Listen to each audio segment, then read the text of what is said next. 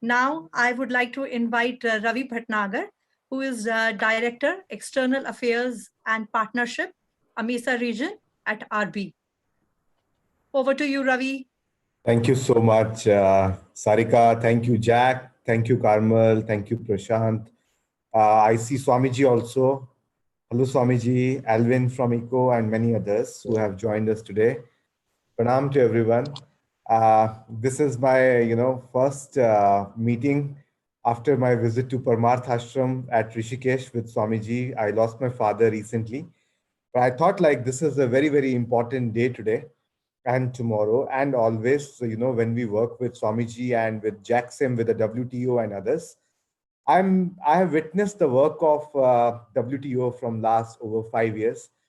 I'm very proud to say, it is a mutual, there's a lot of mutual learnings working with WTO. We started the first World Toilet College with Swamiji in Rishikesh, where we did the Mason trainings along with Jack and others. Then, as a company, we started the second college, which is there in Aurangabad in Maharashtra, and many more things we have done together. And some of the great work is being featured by Reuters, by the government of India recognized this work 2 years back. And a lot of work is yet to be done, which is basically on manual squenging in India and across. I have few insights which I would like to share with all of you. The first insight is if we work collectively, there is a greater chances of winning. So here comes the SDG 17, so which is on partnerships. So without SDG 17, it's just like one can't lift the heavy load. So it's important like we all come together, we all join hands together, as Swamiji reminds us repeatedly, and Jack also tells us repeatedly. We all need to work together so that we raise the consciousness, we make it as a Jan Andolan or we make it as a mass movement. So if we make a mass movement, it's very important to have the personal social responsibility, human social responsibility, then comes the corporate social responsibility. And what we have learned through this whole process is putting the matrices and metrics to measurement is very, very important. It's very loosely, like when people say, I have impacted the lives of the people, sometimes it doesn't go well with many other, with academia and with the researchers and all.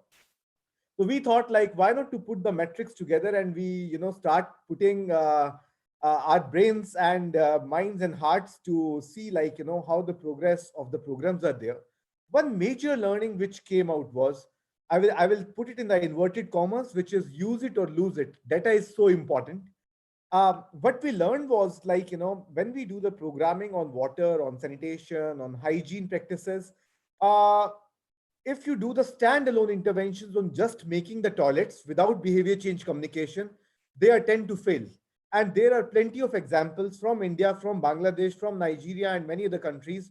So therefore, the investments in the behavior change are super, super, super important.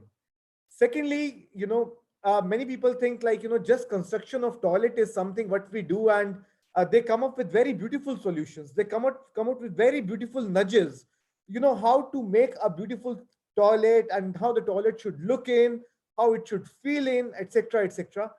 But habit forming is a very, very difficult process, and it is a very integral process of success of any programs like this.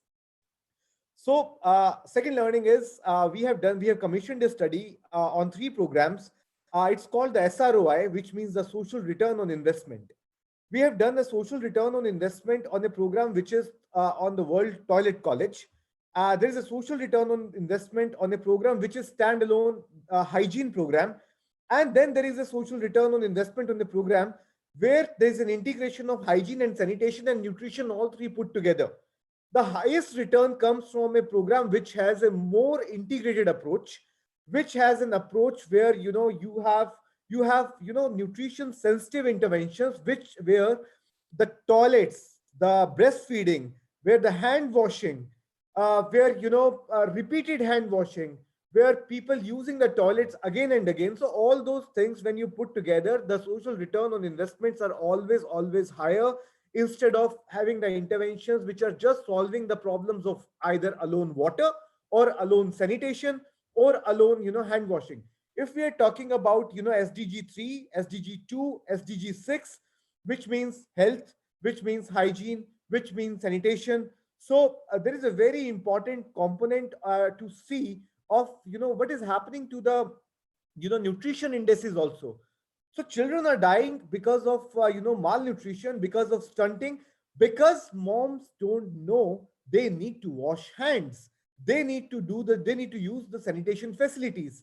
So in the countries like India, which are the global hubs of the maternal mortality and, child mortality and morbidity, it is very important to have very inclusive, very integrated approach where, we talk about LNOB, which is leave no one behind, on which Jack, Sarika, Swamiji, and many of the friends in India are working together. So, where you work on a program like, a polio program in India, how it was successful was you took care of the last mile kids, you took care of the kids who are out of school, you took out of the families and the communities which are, left behind. Like you have the transgenders, you have the sex workers, you have many others like that in the countries very huge like India.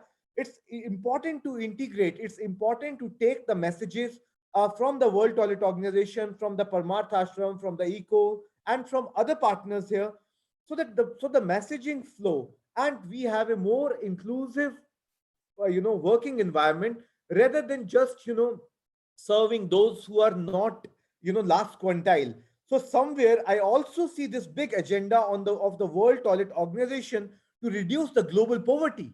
It has such a strong messaging alignment with the global poverty, because if sanitation is taken care of, if water and hygiene is taken care of, if nutrition is taken care of, and all these indicators are taken care of with the saints, with the seers, which are there across the globe. It's Swamiji here, or it is Pope there, or it's, head of the some other religious sect in Jerusalem or somewhere else. So these religious leaders have a very, very significant role to play, which we have been witnessing in India in last 5 years, at least in my this program. And there was a very interesting publication which came out, Jack, which I just want to put here on record, which Berkeley Center for Religion and Peace has written. It was the intersection of faith with tuberculosis. So my last avatar, when I was in the other assignments before joining Reckitt, Benckiser or RB, so I worked exclusively with the Global Fund, and I worked with the religious leaders across India and various parts of the world, where the work was intersection of faith with tuberculosis. So how the case detection rates came down, how, the treatment rates increased when you take the faith-based leaders together. So one matrix is the religious, taking the religious leaders with you. Second is, measurements, the right measurements in terms of the social return on investment. Third is LNOB, which is the leave no one behind. And fourth is personal passion, which unites all of us together, which, Jack, you motivate us, Swamiji, you motivate us, and many others like our global leader, Lakshman Narsimhan, who motivates us tremendously to take this task, heads on, and our compass, which is basically to nurture, to heal, and protect everyone. And, health and hygiene is not just a right, it should be basically access to everyone and each one. It should not be like that, who are haves, only those get all the benefits. So it should be made available to everyone. That is the core fundamentals of our compass on which, we work together on. A few more observations. Jack, you have given us opportunity to partner with you over the years.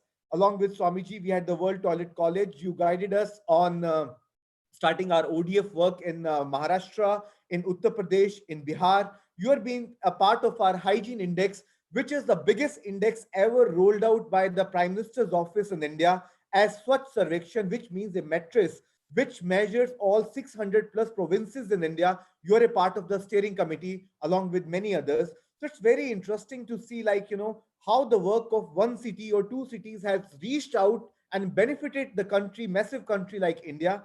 And some of the practices from India we have taken to Bangladesh, to Sri Lanka, to Nigeria, and we are building up our portfolio so that, there is more integration, there is more exclusivity, there is more partnerships, and the partnership brokerage process is taken super, super well. I must put on record, Jack, where 3 years back you awarded me in Australia for Hall of Fame. Thank you so much, Jack. So I'm one of the Hall of Fame awardees by World Toilet Organizations, along with Mark Bala and others. Mark wrote a very interesting, his journey to India and the work on sanitation. So Mark is a Rotary president based in Melbourne in Australia. So his work is also remarkable. He came on a journey to India on a train, and what he witnessed and how he started transforming the life of the kids. He wrote a book called The Toilet Warriors, where he has written about Jack, about me, about Swamiji, and many of us who are a part of this whole toilet and sanitation and hygiene journey across world. It's a very beautifully penned book.